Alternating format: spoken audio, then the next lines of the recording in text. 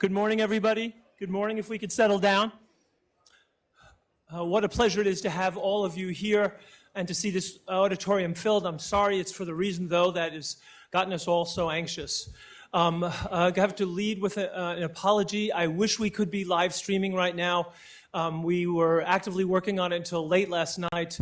I promise you this will be in the future, that we'll be able to live stream especially important medical issues such as today. This, by way of apology, if you can text all your other colleagues. We have a phone connection which is muted. If anybody wants to listen in, this is the way they have to do it. It's like a conference call when you're joining a meeting. This Grand Rounds will be taped and posted on YouTube, so it will be available when you go back to your offices and clinics. Please tell everybody that this will be available, so they didn't miss out just because they're not with us today. Having said that, everybody put your phone on either Do Not Disturb or mute your phone so it doesn't interrupt the discussion today. All right, let's jump right in. We have an all-star infectious disease team in this hospital, and poor Dr. Lesho is now done grand rounds 3 weeks in a row, having... No, two. Dr. 2 weeks Walsh. in a row, right? Dr. Walsh. Ed Walsh doing 1 week. We've had infectious disease people do 3 weeks in a row. There's so much we could do in terms of introduction, so much we could say in terms of the coronavirus. I think the most telling thing was this morning, the announcement that a patient out in California who was not on a cruise ship, who was not coming from Asia, was definitively diagnosed with coronavirus, sort of launching a new wave of angst in terms of how this will affect us all. So we have Emil Lesho from infectious disease. We have Melissa Bronstein, who we recruited from Philadelphia, who's our Chief of Infection Prevention, and Haloni Bhavsar, who's our Chief Quality Officer with her background in epidemiology. They will leave 10 minutes at the end for discussion. So thank you very much for attending. Emil? Thank you. We're going to try to leave more than 10 minutes because we anticipate a lot of questions. All right. Hope it's this one. Who knows? We have so many versions and updated ones. We're going to hope that it's this one. So it is, no worries. But what I want to start out with is a really sincere thank you to Dr. Patak and Lisa Phillipson and all the organizers and the producers of the Grand Rounds format. And a special thank you to the people who were originally scheduled to present the resident cases for being flexible and supporting us moving ahead in the docket. Because when we get to the bottom line, the purpose for this is not to give a lecture and hear ourselves talk at you, but it's to seek your help. Because what we want to do is, our goal is to have the same great outcomes that the system that RGH had when we were faced with other challenges. And we don't call these things problems or outbreaks, we call them opportunities and challenges. And you may have seen all the success that we had with Canada ARIS. But we can't do that. This is bigger than infection control. This is bigger than an ID problem. This is a whole, this requires a teamwork approach from employee health, lab, the whole works. And that's why we're so appreciative of the opportunity to talk to you, to engage you, get you thinking about this, and to help you come up to get together with our collective intelligence to help you come up with the best approach and answers. So that's what I just said. We're seeking your collective intelligence. Some of the questions that we continue to wrestle with are, number one, when should the ICC, that's the Incident Command Center, be activated? Some say it should be activated now. Some of us debate it should be maybe when the first case is identified in the community. Some say, well, when the first case is at RGH or in the system. We're currently debating about that. We're several times a week, many departments meet to discuss the smartest ways for protective equipment conservation. You may realize most of the masks are made in China. So we're preparing for a potential, the demand for certain PPE to outstrip the supply. And we have made great preparations for that and other things. Another dilemma, or another conundrum, where should the patients that you suspect be best tested? Most of these things, as you're hearing, are mild cases. And the suspected case is probably more likely going to occur at a family practitioner's office, and we had one of those yesterday come up, right? So if the current by-the-book guidelines is that if you're going to test for the actual specimen and your suspicion for COVID-19 is high, you should optimize the safety. And by that, they mean send the patient to an acute care setting that has a negative pressure room and that everybody's familiar with using the N95s. But that's not feasible. You know how it is in the ER here. You can't overburden an already bursting system. We discussed, for example, should cases be centralized within the system? And then the second and third order impacts that come up every day. For example, exposed healthcare workers then probably should be quarantined, right? So you're going to have a sequential loss of potentially exposed healthcare workers. What about the stigmatization? If you go to the WHO website every day, it changes every day, but usually once a week, they have like a core message that's separate from the numbers that are going up. And their recent core message was beware of increasing stigmatization. Some programs are, I heard, not selecting areas, persons from certain geographic regions. So we want to be very sensitive and mindful of the stigmatization. So getting right to it, we have a lot to cover and we want to save a lot of time. And so I'm probably going to be talking faster than I normally talk, so just interrupt. And we're going to briefly, one slide about the flu. This is all we're going to say. The red is this year's, the brown is last year's. You see we have a little bit earlier, more cases, sort of. But if you trickle it down to Monroe County, about 4,200 cases, about twice as many Bs as As, 539 hospitalizations and 5 deaths. So in perspective, the flu right now, at least currently, poses a greater threat to us all, but it doesn't get a lot of coverage. There are 7 nosocomial cases so far. That's pretty good news. Last year, by this time, we had over twice that many. So we hope that our control programs are working. But here's the bad news.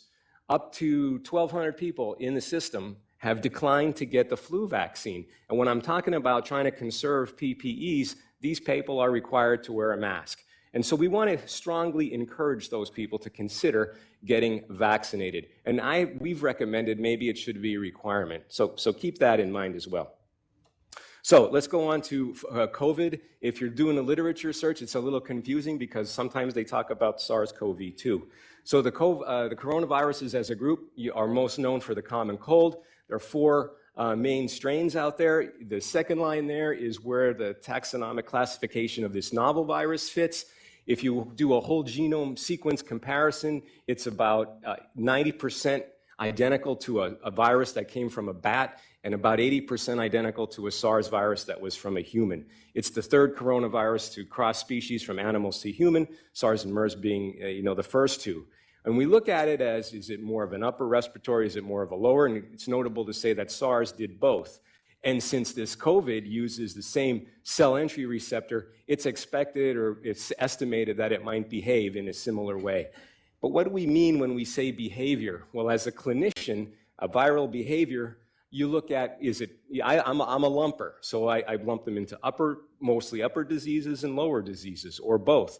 As an epidemiologist, I look at, is it a spreader or is it a killer? And most of the viruses that you see in the news, fortunately, are one or the other. You have the bird flu, H5N9, which is a little more fatal, but fortunately not as transmissible, comparing that to the H1N1. Some preliminary evidence or clues or suggestions or hypotheses is that unlike Ebola, where if you recall, the sickest patients right before they're dying are the most infectious. And if you combine that with the cultural practices, that's really a public health challenge. But unlike those, there's people saying that, hey, maybe the sickest people are not as infectious as the mild people. And they think of this way because of what happened on the cruise ship, a lot of infections on the cruise ship, but relatively less infections among healthcare workers in that taking care of ICU patients. This is preliminary, this is hypothetical, but it's out there. The other theory that's out there is that there is this phenomenon where if you have previously been exposed to a similar pathogen, a similar virus, that when you're exposed to it again, you have antibody-dependent enhancement.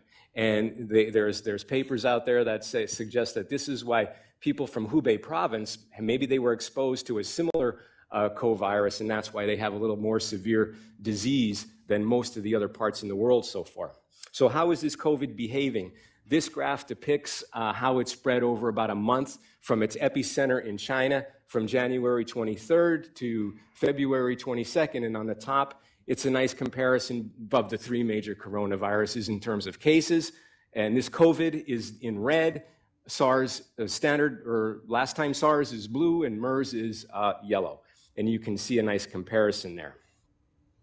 This graph depicts the significant change or impact that a simple change in case definition can have on your epidemiologic curve. So what that spike occurred is not necessarily a whole bunch more patients got the disease, but the Chinese Public Health Ministry changed the definition of the case to no longer require laboratory confirmation. And so that's what that spike was there for. So although it looks like, at least now, it's slowing down in China, as you hear it in the news even driving in, it's probably ramping up everywhere else. And the CDC has now listed 5 countries as significant threats and advisories against going there, and you could read them there. World Health Organization is the one that determines whether or not it's pandemic, and it's not yet pandemic. But there's there's heightened concern that it's going to be, probably a lot more problematic in countries listed there that have degraded or non-existent healthcare infrastructure, HCI, or public health systems. There's no public health system, basically, in Iraq, for example. I spent a year there. Case fatality ratio you define as the deaths over the total cases at some point in time when you're looking at it. One publication puts COVID-19 at 2.3. The reproductive number, or R naught, is how many new cases you can expect from one case in a fully susceptible population. And most of the articles clock that in between 3 and 4 right now. And what does this mean for non-epidemiologists? If you boil it down, it's maybe similar to the 1918 flu pandemic, but worse than SARS. And here's a nice table where you can kind of put things in perspective. So on the top is COVID-19. Your case fatality rate, they say about 3 there, and the R naught, 1.5 to 5.5. Then going down, you see the last time SARS, MERS, avian H1N1, and so forth. As of February 24th, I can update this. Now this is going to be obsolete, but you see the dots here. And then just add a bunch of numbers to all of these numbers. But for argument's sake, right, we're talking about 80,000 cases globally. Most of them are in China, 2,500 deaths. I put that in red there. That's a special concern. That's the number of healthcare workers. One report says 5 of them have died, and another report says 6. So between 5 and 6 healthcare workers out of 1,700 that got infected. Outside now, if you look at U.S. down there, all of a sudden, they're talking about 60. And you heard the report from San Francisco, and Ms. Bronstein brings up a great point. If that patient had how did they get the public health department to test even? Because we had a possible person of interest that we'll talk about yesterday come to our ER, and we could use that as a stress tester, or a lesson learned, and we'll talk about that. But so far, most of the patients in the United States have caught their disease from having been on the Diamond Princess cruise ship. 3 that were evacuated from Wuhan province, and 14 kind of spontaneous, if you will. The people who are right on the front edge who know the latest and greatest this time. By the time you look at the biomedical peer review vetted literature, that's kind of old. But you know who's all over this is the business people. So I think one of the best graphics comes from Business Insider, because what do? They're traveling all the time.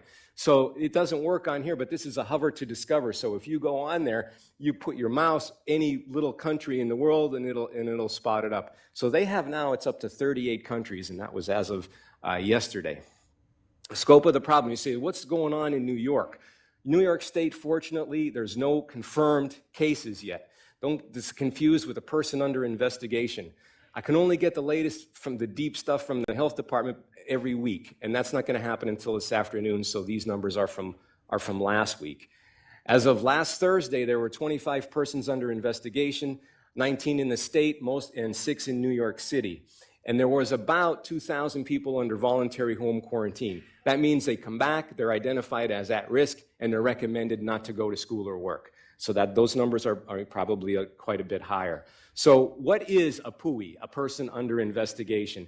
And half of this is missing, but that's okay because we all think it's probably obsolete anyway. But again, if I like to simplify it in my way, I think of ors and ands.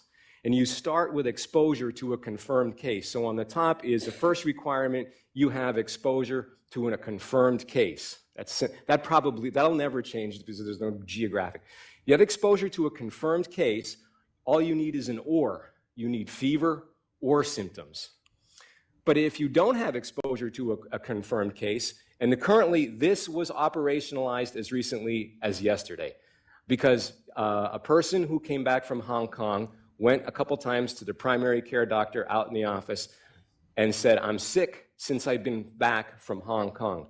In the travel history, in the reported history, it was nicely documented, returned from Hong Kong, and didn't respond to antibiotics, didn't respond to outpatient therapy for COPD, reactive airway disease, and was sent to our emergency room. So a reminder is if you're going to send a person to the emergency room to be tested, please notify the accepting or the receiving facility. That's the one thing where we stumbled a little bit yesterday. The ER, if this wasn't a case, this turned out to be metapneumovirus, but the person was, everything else went very nicely. Patient was immediately isolated, but the intaking physician and the intake people did not get the history that the patient had been to Hong Kong and fortunately the patient was not having a fever. So this was a case where there's ambiguity, and we're gonna face ambiguity until we get some more clarification. So if you go strictly by the book definition of PUI, that person was, not at risk and didn't have to do anything special. But clinically, common sense-wise, if a patient's in Hong Kong and they come back with symptoms and they've been sick since they're in the window period, that there is a small risk. So you want to try to use an abundance of caution. So we were in frequent contact with the health department. And after the respiratory viral came back, and this is a great kudos again to our great microbiology lab, the test was expedited.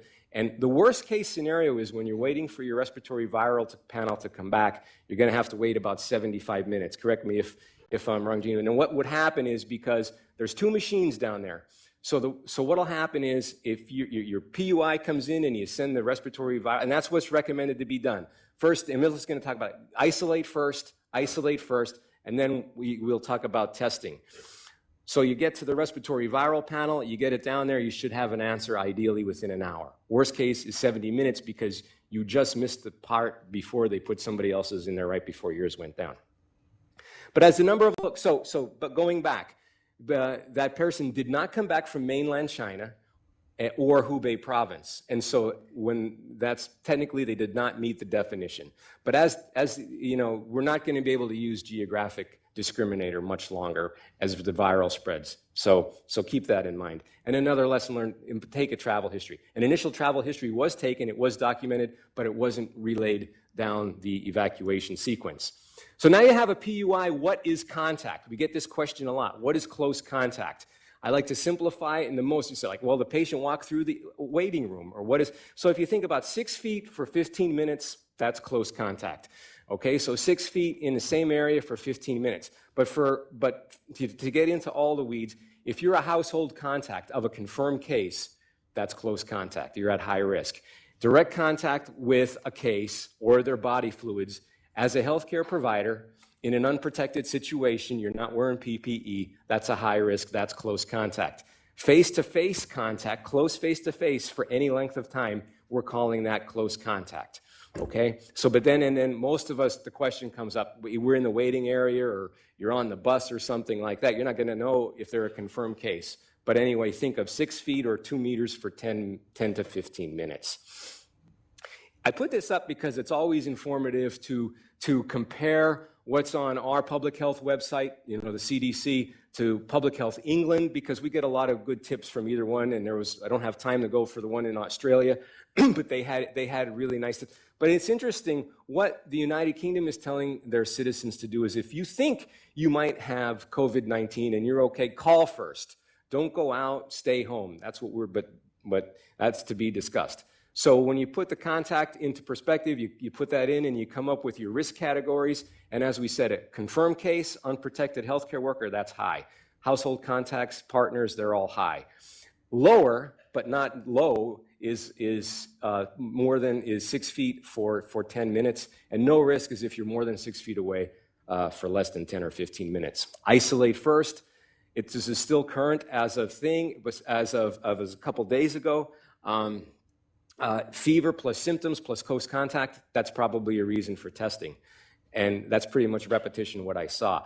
Or currently, they're still trying to suggest that patients, until it becomes unfeasible, since there's so few cases so far, is that if you have a PUI in your office and you don't have N95, you don't have good N95 mask, if you're going to do something that's going to potentially make them cough or make them sneeze, try to get them in a better, higher negative pressure room.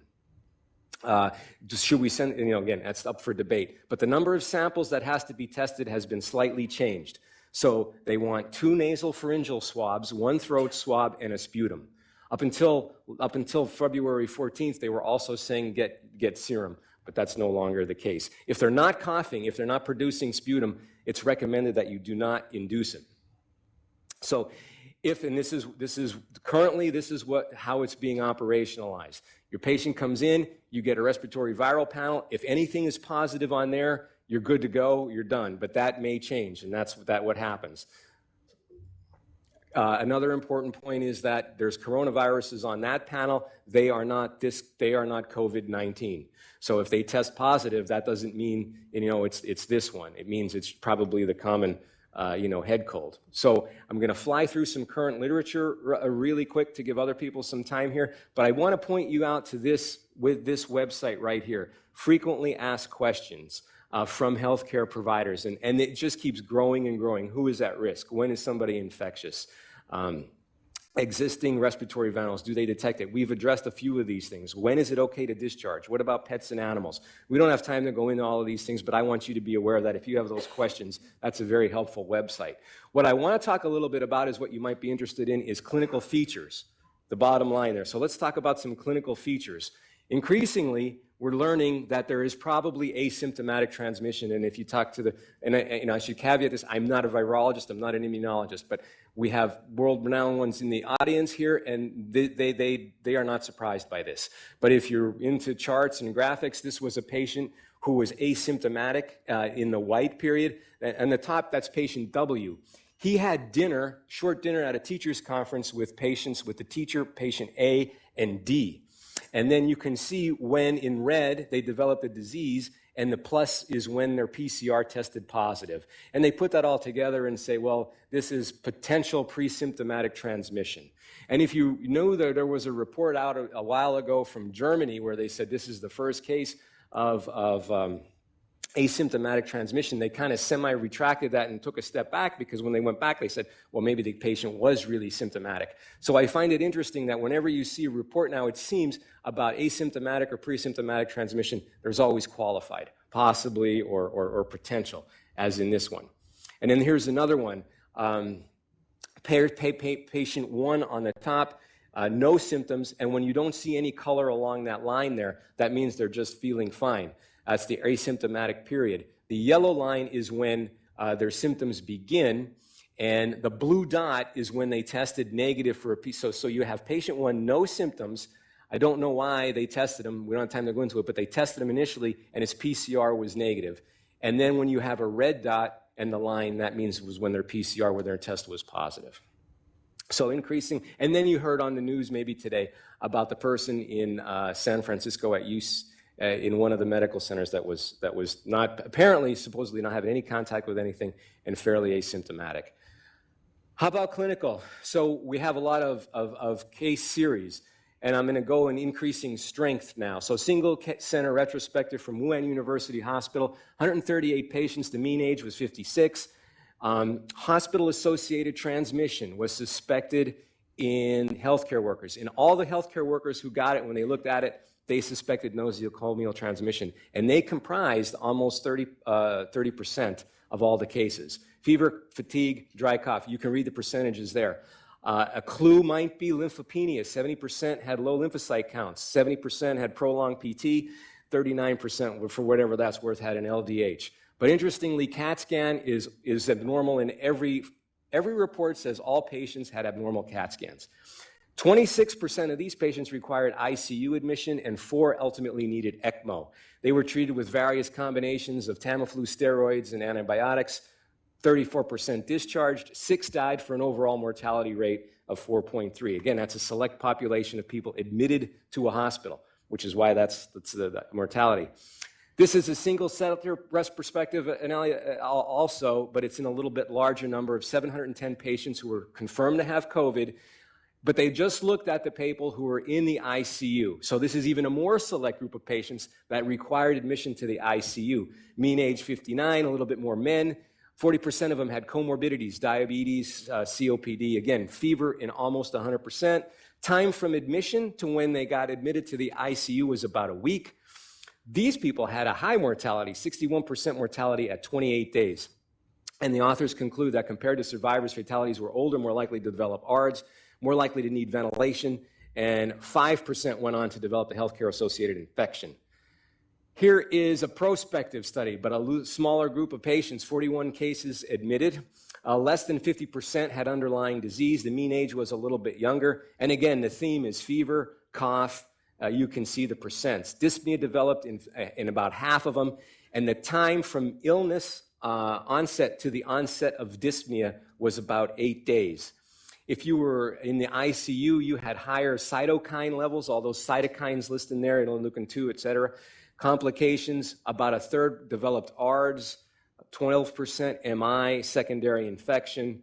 Of that admitted cases, 32% actually ended up in the ICU and 15% died. Again, it's a highly select patients. Finally, we have a multi-center study, 137 patients, mean age, fever in 81%, fatigue, 80% again, so lymphopenia could be an early clue. Had normal or decreased white cell, and 73% lymphocytopenia. Lung involvement in all cases, and what they described in here as lesions in multiple lung lobes, some of which were dense, ground glass opacities coexisting with other abnormalities. They used IVIG here. They said, we don't know if that did anything, but they did comment that steroids had no benefit, and they think that they suggest that early respiratory support may have improved prognosis. The risk of death was associated with other comorbidities, an interval between initial symptoms and dyspnea. Conclusions, majority had fever, showed typical manifestations of a viral pneumonia on imaging. Middle age and elderly were more susceptible to bad outcomes. This is an interesting study if you were a radiologist. So he said everybody is almost having CT scans. So they summarize it and they look at it, and it's in Radiology, February 13th. 4 stages they point out. And we don't have time, but if you look at, they have nice examples of 4 stages.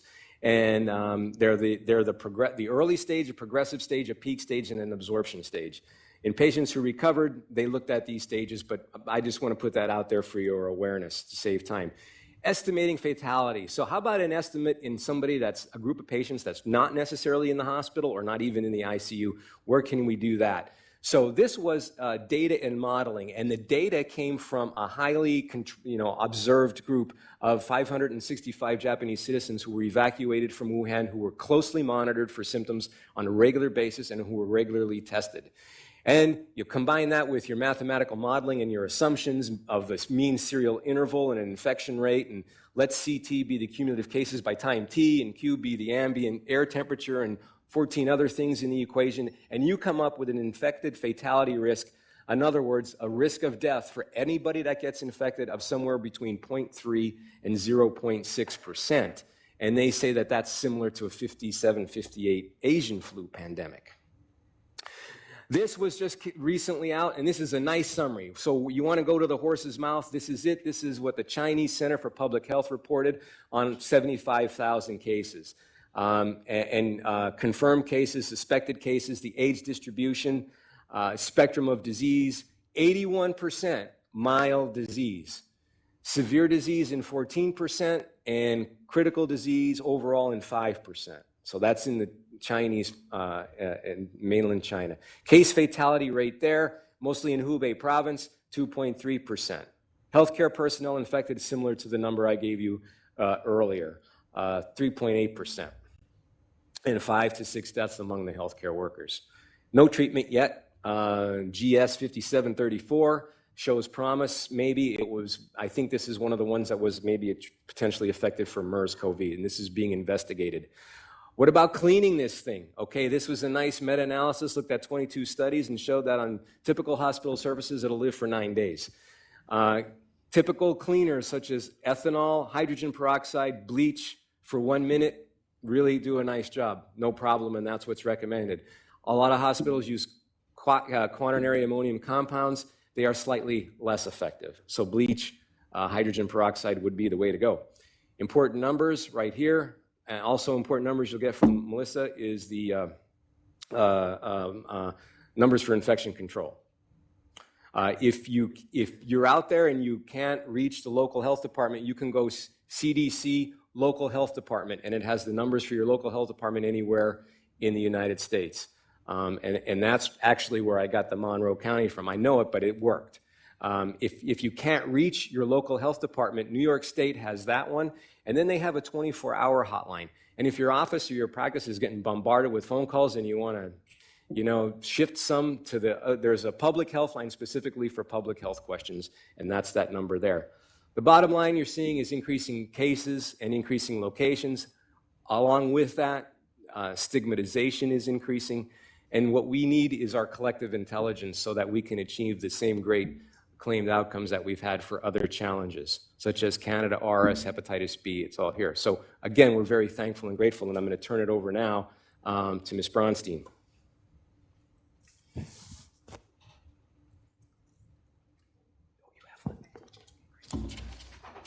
Great, thank you.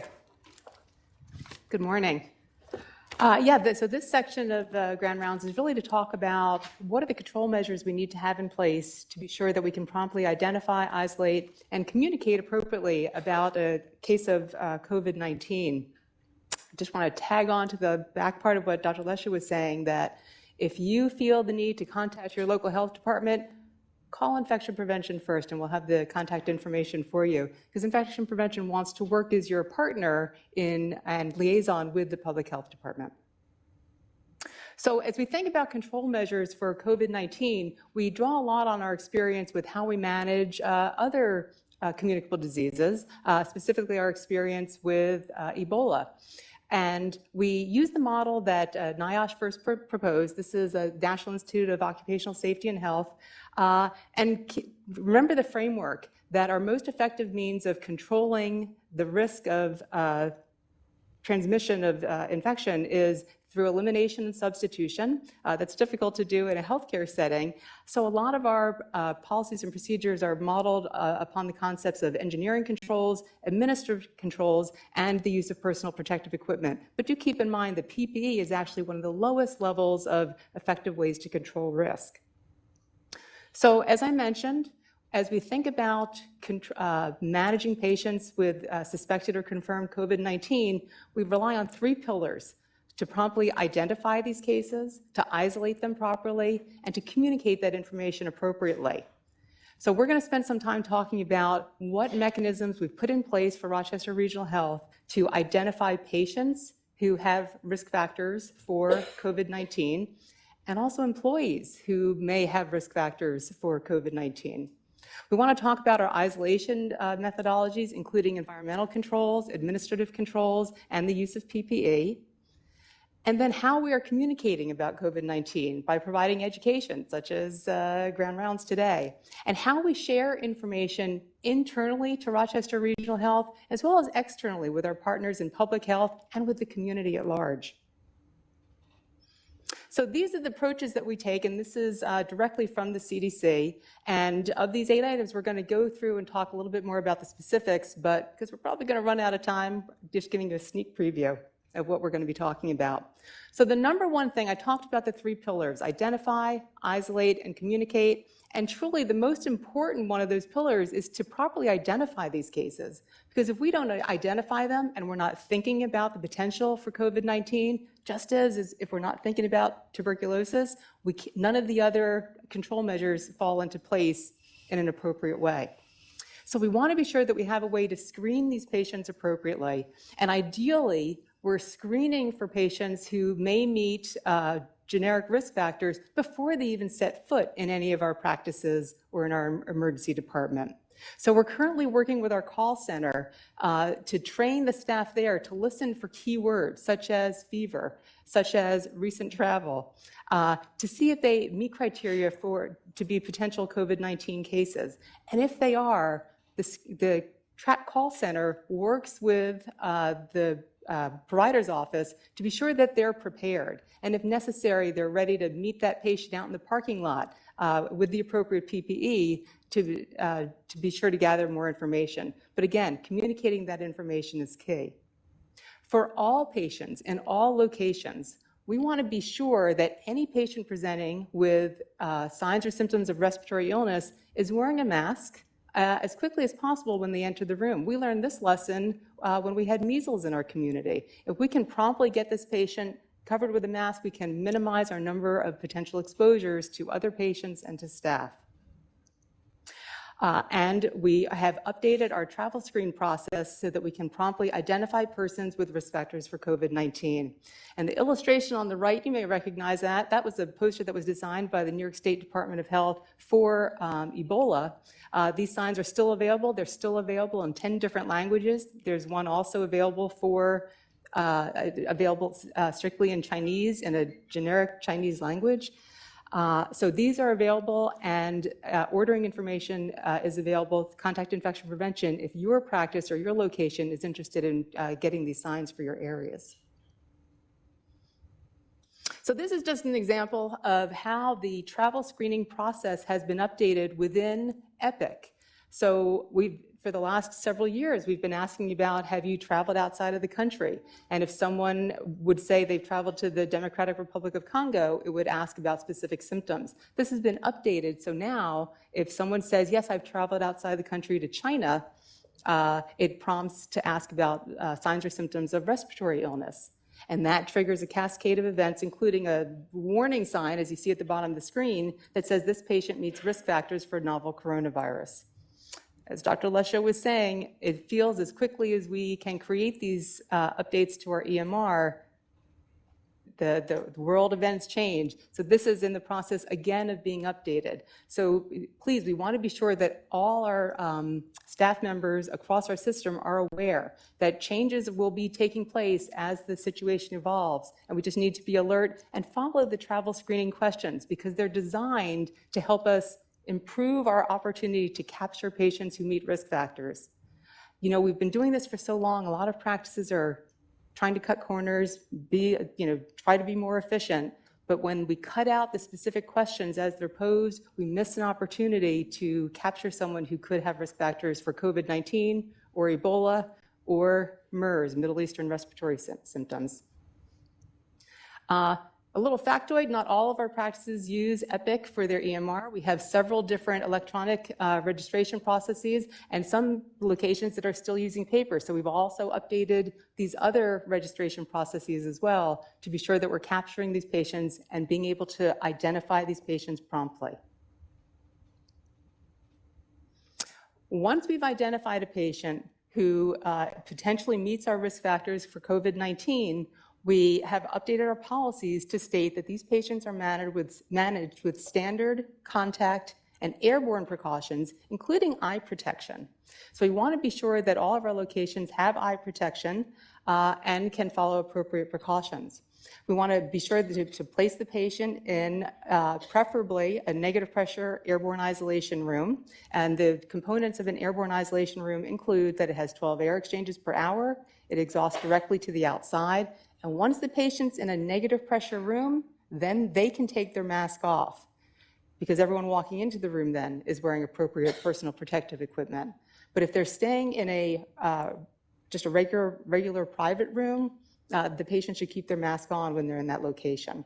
But all staff entering that room should wear a gown, gloves, preferably an N95 mask for which they've been fit tested, or a PAPR. But again, if they're in an ambulatory site where there's no one who's been fit tested for an N95, at this point the recommendation is to wear a regular mask. And eye protection, because there is some evidence that the aerosols from patient actively coughing could enter the patient's mucous membranes through eyes. I want to say a few words about mask availability. As Dr. Lesho mentioned, a lot of our medical supplies are manufactured in China. China's having some productivity issues right now. And we're seeing a lot of pressure on mask use because of the very high flu activity in Monroe County right now and across New York State. So we've put in place some conservation methods to be sure that we're preserving our protective masks for healthcare workers and for patients who are at risk of spreading respiratory viruses and respiratory illness through the droplet route. So you may have noticed that our respiratory hygiene stations at the entranceway to the hospitals and the entranceways to a lot of practices, we've removed those masks because we're finding that those masks are walking. And when we have a panicked public or panicked employees who feel that they need to wear a mask to walk around in general, that takes away from our supply of masks for situations in which a mask is really has been demonstrated to be effective. So we want to be sure to keep those masks available for patients who have respiratory illness. And so instead of helping themselves, there's a sign on those hygiene stations to instruct the patient to go to the registration desk and request a mask. But what we don't want to do is encourage anyone to wear a mask all the time, all day long. CDC does not recommend that. I believe it gives a false sense of security. I know I just traveled, I was in an airport, and you see people wearing masks and they've got them tucked under their nose. And even if they've got a mask in place, they're putting their hands under their mask, they're still touching their eyes. So now they think they're wearing a mask and they're helping themselves, but they're really not. Now they're almost at higher risk of inoculating themselves with an organism. So there are conservation strategies, and again, these are from the CDC. That's a combination of engineering controls and administrative controls. At this point, at Rochester Regional Health, we've put in minimal conservation methods. At this point, the mask supply coming in appears to be adequate to meet our needs. And the pressure on masks applies specifically to the protective masks, those sort of yellow or blue masks with the ear loops that we wear for droplet precautions. At this point, we have enough masks to meet our needs, but we do have a group that meets 3 times a week to assess our mask utilization. We're trying to be sure that all of our locations that need masks can get them, and that includes acute care and ambulatory sites. One of the issues with the mask availability is that the masks are being provided to us from the supply companies according to how many masks we've always used in the past. So we've been ordering a lot of these protective masks every month because of our high flu patients. So we're getting masks in that volume that meets our needs.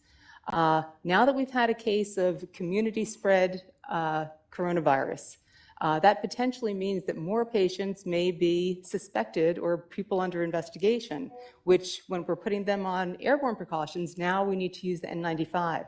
We don't use N95s at the same rate as we use the protective isolation masks. So we want to be sure that we have contingency plans in place to manage the use of the N95s as well. But I do want to assure everyone that mask utilization at this point is being well monitored throughout the system. We do have enough masks to meet our needs, but we continue to prepare for the event that mask availability is diminished. CDC has offered some recommendations about, for certain masks, for certain N95 masks, there are acceptable practices for extending the use of N95s to include keeping the mask, having one employee keep the mask, storing it appropriately, and using it again for another patient. We want to be very careful, though. With the COVID-19, this is spread not just through the airborne route, it's also spread through contact, which means that if there's contamination of the mask, it could be spread through touch contamination, which is different than TB, for example, which is only spread through the airborne route. So if we get into the situation where we have to look at our mask utilization policies and protocols, we'll be taking into consideration the CDC recommendations and what we think will be best. Because while we want to be sure we have masks available, we don't want to compromise on standard precautions, and we don't want to put any healthcare workers or any patients at risk. As we think about visitors, the importance of screening visitors, especially when we're trying to minimize our use of masks in the area, we want to be sure that visitors are not bringing respiratory illness into us. So again, if we see increased incidence of COVID-19 in our community, we'll want to be putting in place a plan for being able to screen visitors more actively and potentially restricting their access to the facility. Just as we have in place for Ebola, if we have a patient with suspected or confirmed COVID-19, we'll be keeping a log of any visitors who are coming and going in case we need to do any exposure follow-up. I'm going to go very quickly through the next ones because we're running out of time. We do want to be sure that we have the potential for implementing engineering controls. For example, to minimize the number of times a healthcare worker needs to go into a room, can we take advantage of AV technology and use a telephone or set up a laptop so that we can communicate them with patients without having to enter the isolation room? When we have exposed healthcare personnel, we do have policies and practices in place to be sure that we can monitor employees. We also have communicated with all of our staff that if they have traveled outside of the country to an area that's at risk or has identified a cluster of COVID-19, they need to contact employee health to be sure that we're allowing them back to work in a safe way. Getting education and training out to healthcare personnel, we're trying to do that through ongoing communications. We've updated our annual and new employee training to advise all staff about the importance of identification, isolation, and communication. And again, our environmental control measures include very much what we do for any patient who's on isolation, but we certainly want to be sure to follow it. We want to have dedicated medical equipment that's not going room to room. As Dr. Lesho mentioned, our current disinfectants that are used in our healthcare locations do have the EPA rating. They are appropriate for cleaning for a patient with COVID-19. And there's no different recommendations for how we manage medical waste, laundry, or food service utensils. So we don't need to do anything extraordinary with managing those items. And of course, as I mentioned, infection prevention wants to serve as a liaison with Rochester Regional Health and the local health departments. Thank you. Good morning. I'm going to take just 2 minutes to make a couple of comments. I want to thank Dr. Lesho and Melissa for letting me tag on to the end of their talk. But just to give you a very broad outline in terms of what's been happening since the identification way back in December around when this was identified to when we started getting communications from the Monroe County Department of Health, and then the timeline with which very quickly coordinated with all of our infection prevention and infectious disease colleagues, along with Monroe County, Dr. Mike Mendoza. We've all been in constant communication around making sure we get rapid implementation of recognition processes within our system. We have the advantage of utilizing our EMR, which is present throughout majority of our system, to implement rapidly. I do want to call out our health informatics and IT colleagues were incredible partners in getting this done, working sort of rapidly testing to ensure that the processes that Melissa showed you in terms of the example of the EMR work the way that we need them to, and that they get deployed into production and communication gets out with our communications team as well. The blue boxes around that are not a complete representation, but just to show you, even just for this short timeline, which is already outdated in terms of the level of information that's coming in on this. But as our system is much larger than the acute care hospitals, you can see the amount of collaboration and coordination that really it takes to deploy communication, implement processes, and standardize them across the system, and not just our ambulatory, but our home care services, our long-term care services, our acute care services, and then also, of course, those patients presenting to our urgent care centers. So it truly is a system-wide effort. There are ongoing efforts in collaborating and continuing to collaborate and developing rapid processes for implementation as additional information comes in. So managing this is, again, the importance of identification, isolation, and communication.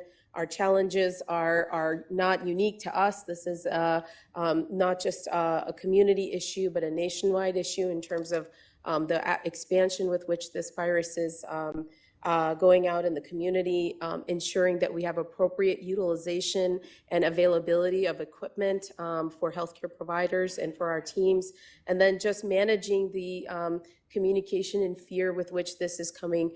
There's a lot of sensationalization sometimes in the media, so we always look to our experts, and we have some amazing internal experts that are helping guide all of this information. With all of that, we still have flu. And despite how I sound, I have not traveled outside the country. I just have a toddler who goes to daycare, who is in and of itself enough of a risk factor for me. But flu still remains our number one risk factor, and all of the day-to-day management and hygiene practices with hand hygiene, hand washing, using equipment and personal protective equipment for those patients who are isolated still is important in managing the day-to-day things that we need, which is currently flu. And infection prevention is ready. We have incredible partners in our clinical and operational areas across the organization. As Melissa and Dr. Lesho mentioned, our supply chain team is meeting multiple times a week to maintain adequate supplies. And I'll stop there, and we'll leave time for questions. Thank you.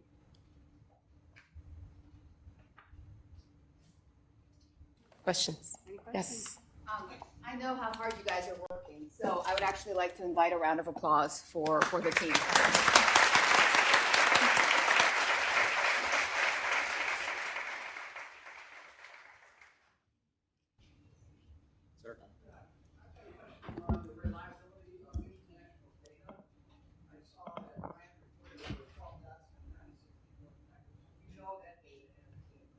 Right.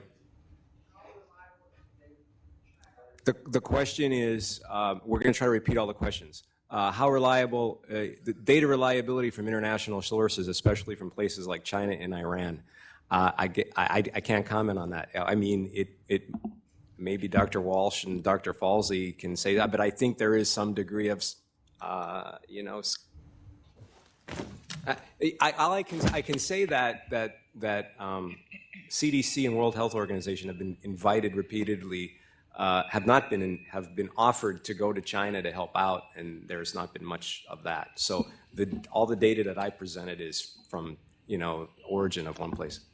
So I would just add to that you know, I don't think it's terribly reliable, but even in places that are very open early on in epidemics, until you can do big serological studies, you really have no idea what the denominator is. You may have heard there's an antibody test that is being looked at and expected, and that'll be very informative. And it could very much lower the death rates, because if this demonstrates that you know, many people, more than expected, have been exposed to this and had no illness, then that's informative as well.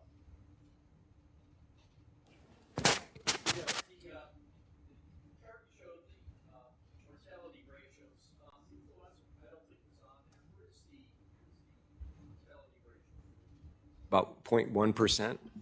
I think it's less. Oh, what is the mortality of influenza, annual influenza? It's about 0.1%. Yeah. Sir.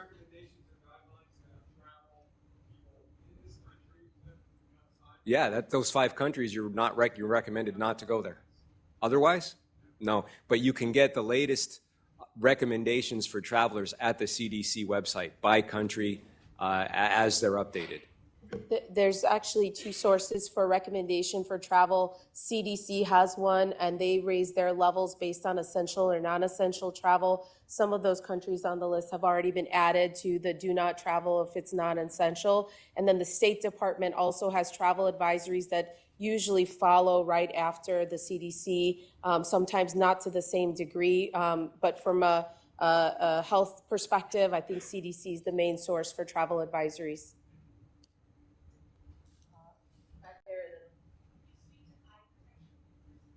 The question is eye protection. Yes, it's recommended. So face masks or goggles, if you have, right? Yeah. Correct. Just splash.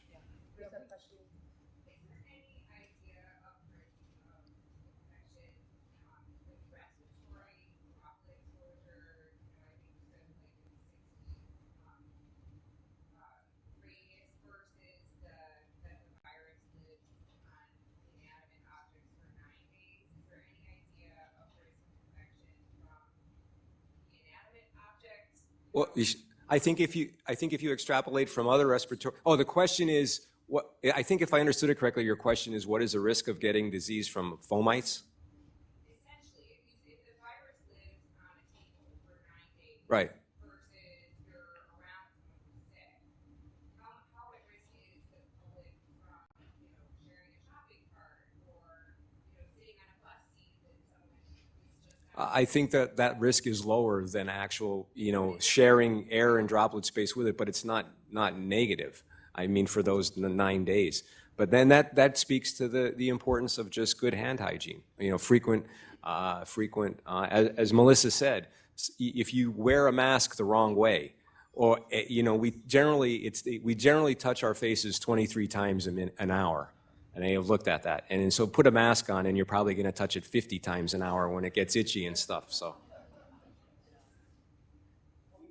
Oh, okay. Yeah.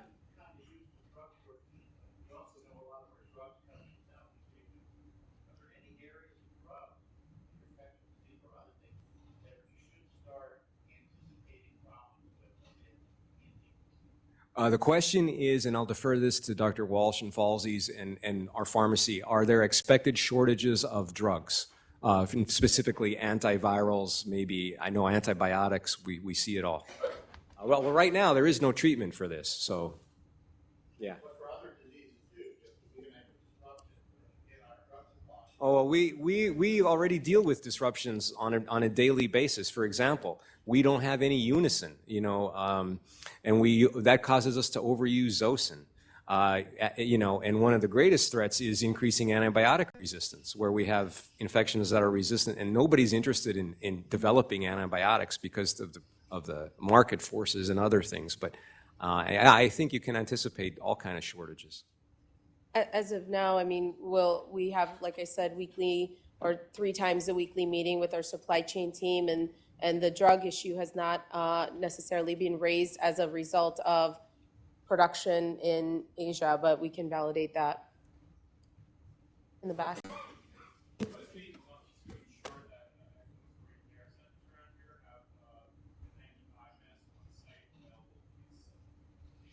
The question is what is being done to ensure the safety of ambulatory health centers with reference to N95?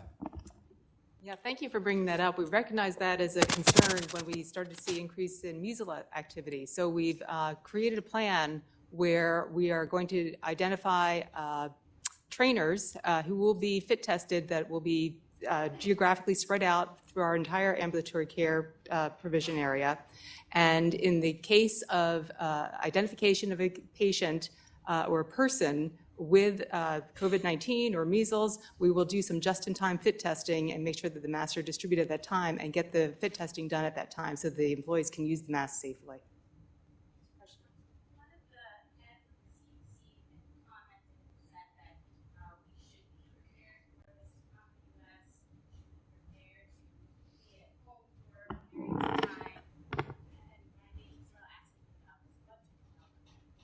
The question is, the CDC has recently commented, and it was from Dr. Meunier 2 days ago, that said we should expect or we should prepare for significant disruption of our daily activities.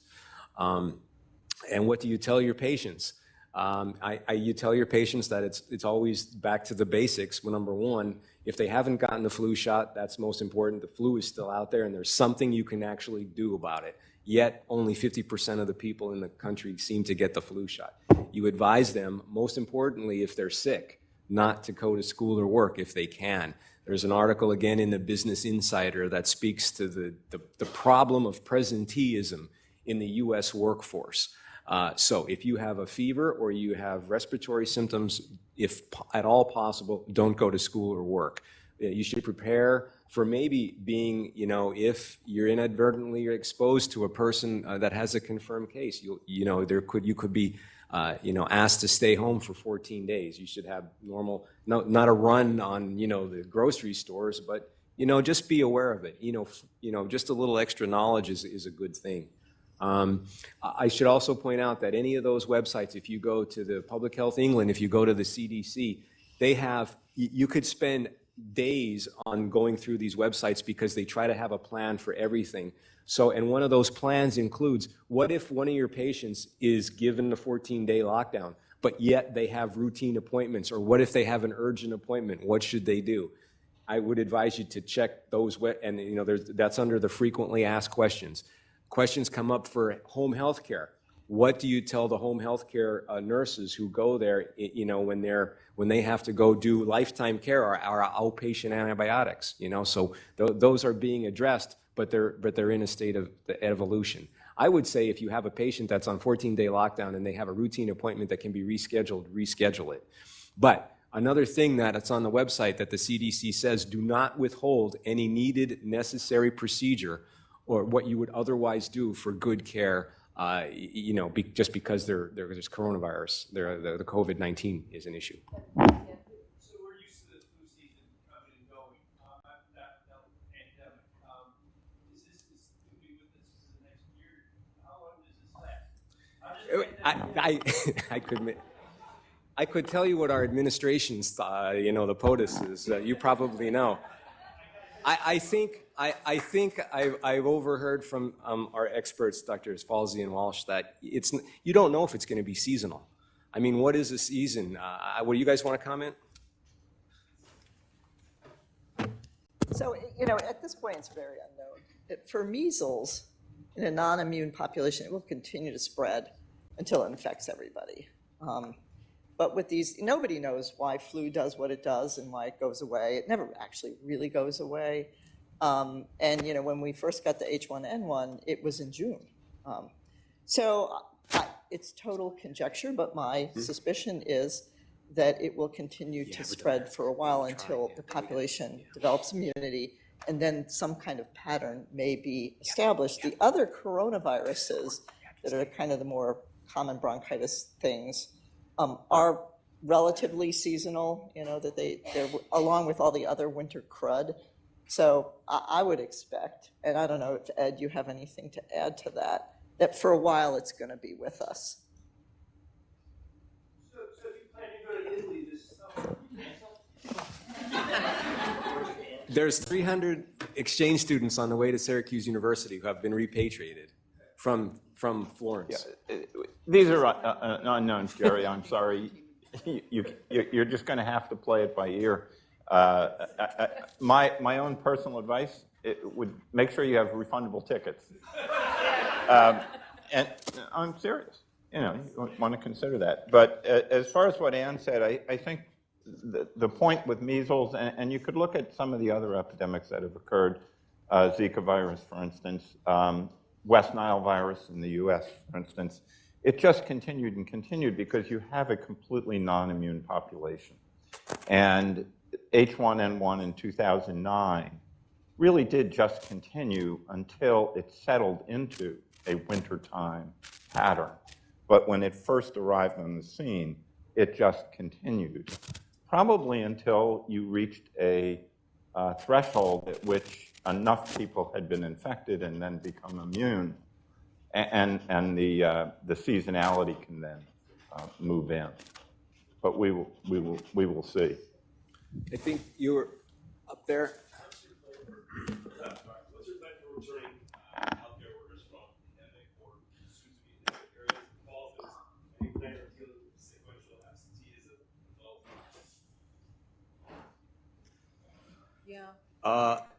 Good question.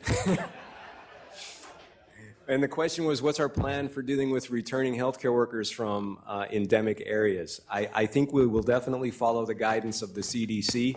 We'll work with our leadership and the recommendations of the CDC and employee health. Dr.